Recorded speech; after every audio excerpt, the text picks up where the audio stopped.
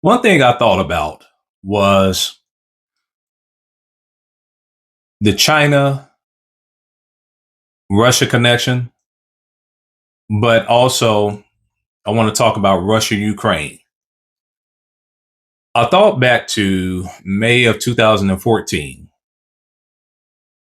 when Russia invaded Ukraine for the first time. I don't know if you guys remember or not, but Russia invaded the Ukraine after they signed a $400 billion natural gas deal with China. So they signed a $400 billion natural gas deal. And then after they signed this deal, they invaded Ukraine and annexed Crimea. So that was the first time. That was the first part of the deal. And I said, interesting. In my mind, I thought this is something that we're going to have to watch and keep our eye on going down the road. Because one thing I know, and I've said this before, money and resources bring wealth. Wealth leads to power. And most of the time, there is conflict and war involved. Keep that in mind. So I'm saying, this is interesting. It's a pretty big deal. $390 to $400 billion deal. I said, I wonder where this is going to lead to down the road. Then come, I believe it was February, and then maybe it was later on in the year of 2022, Russia invaded Ukraine again.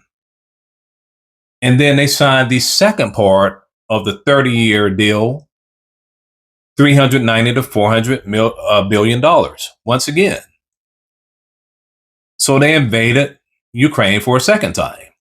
And so I started thinking, I was like, well, Ukraine is rich in minerals. They're rich in natural gas. They're rich in metal. They have oil.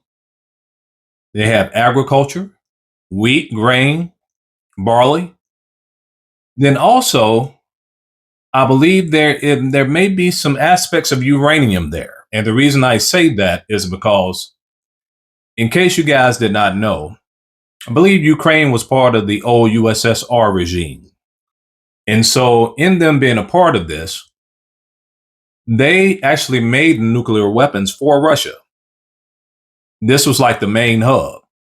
If you did not know, if you've ever heard of Chernobyl, Chernobyl is located in the Ukraine. So when it had the big accident and things of that nature, and you hear about that in history, well, understand that Chernobyl is located in the Ukraine. Ukraine is rich in resources. Now, what did I say? Money and resources lead to wealth. Wealth leads to power. And most of the time, there's conflict or war involved.